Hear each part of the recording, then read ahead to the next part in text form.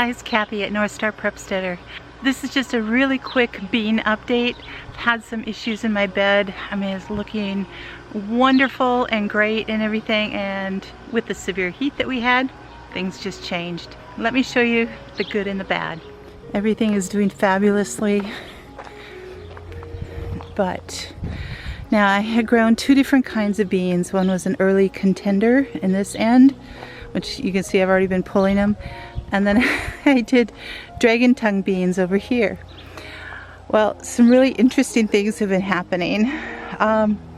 First of all, I mean, they both grew about the same rate. So the early contenders put out blossoms a little bit earlier. But then we got hit with heat that was in the upper 90s, heat index in the hundreds. And beans do not like that kind of heat. They will, anything really over 90 degrees, they will lose their blossoms, and that's what happened to the early contenders. They were loaded with blossoms, and it came out one day, just overnight, they had completely fallen off. And so half the bed had no blossoms. I was ready to kind of pull them at that point, but I decided to let them grow, and then ended up getting bacterial bean blight, which is what is afflicting this right now.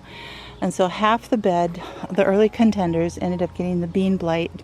In general, the dragon tongues don't, and they are loaded with blossoms and loaded with beans ready to pick.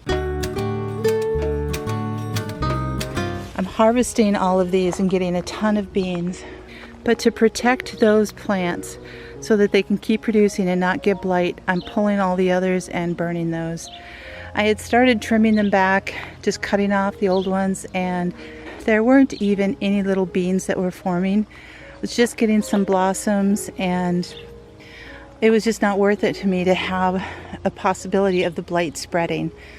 There might be a couple leaves here and there in the dragon tongue that I would probably just clip off, but for now I'm just pulling all of those, and I'm just going to soak this side of the bed with some soapy water and try to kill anything that might be in there yet.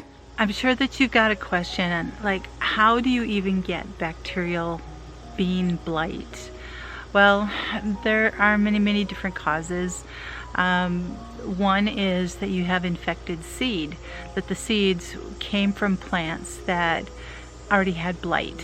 And so when they were saved, it carried that bacteria within the dried seed, and then when I planted it and watered it and all that kind of stuff, it ended up growing into that. I kind of doubt that's what it was, just because all the early stages of my plants were very healthy. They didn't have any signs of that at all.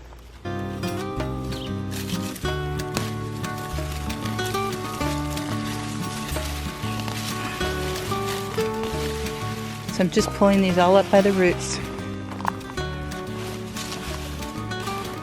Making a pile of them.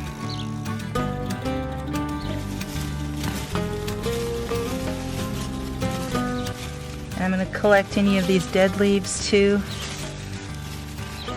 For anyone who doesn't know, I do mulch with paper with these, but now you can see where I'm getting into the other ones. The other phenomena that's happened is that these were the beans that I planted. I mean, you can see they're open. You can go back and look at my videos. These are what I planted. And since this is my first year, I believe that those are what dragon tongue beans look like. But these beans are not these beans. So I have no idea if they were packaged wrong, if they cross-pollinated, or what happened, but I don't have a single actual dragon tongue bean in this bunch. So it's possible that something else got in here and got misplanted or mispackaged. So anyway, I'm totally okay with that. I'm still getting beans, but it's just a funny thing that can happen sometimes, and always be prepared for that and just, you know, roll with it and have a sense of humor with it. One thing I really try to do is to keep a clean garden. Weed as much as I can. They still find their way in and sometimes take over, but as far as like dead plants and diseased plants and everything, I really try to keep my garden clean because that can transfer all over. It's either lose half my plants that are kind of not really producing much at all, or keep all of them that could all get disease and I would not have a continued harvest. So anyway, it's a good thing to just get them all out of here. So for those of you who are kind of first-time bean growers, you might see all this foliage and see some blossoms and everything, but you're just like, okay, when do I pick? When do I pick? What you have to make sure you do is look under the leaves, because that's where the beans are really growing and they hang down because of their weight. Now you can see I've got kind of a little skinny bean here, and then I've got some others that are more substantial. You want them to have some weight on them. Get them right before they start really bulging out from the seeds that are within them. And when you pick them, you can either break them right off at the stem here, like that, or you can break them off right here.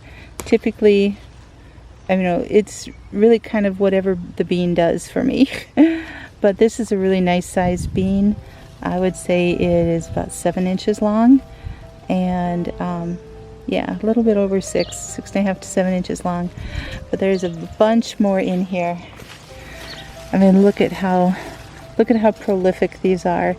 Now as I go in here, I'm going to clear out these dead leaves too. So just to get those out of there, give it a little more air, a little more space in here. For those of you who might say, well, you grew all of these way too close together.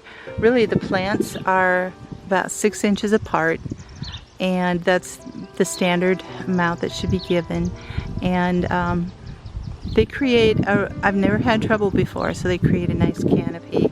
Just happens to be the climate this year and a bunch of other factors. I mean, it could even be just insects or birds or moths or severe rain or something that created this blight and created this situation for me. The other main cause, which is probably what I think it was, is anytime there's heavy rains.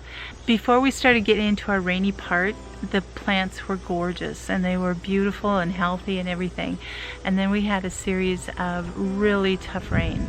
We had thunderstorms like almost every day and heavy downpours and everything. And it was after that I started seeing problems with the one set of beans. And so I'm thinking that that's probably where it started and everything. Even though I have the paper mulch under the beans to help stop the dirt and bacteria from splashing up onto the plants, it still affected it because the rains were just so heavy.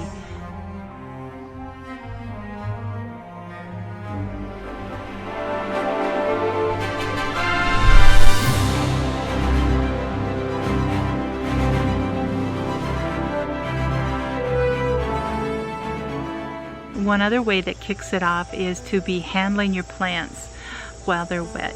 If you go out and harvest your beans while they're wet and you're moving them around and touching them. I don't do that because I know that that's an issue.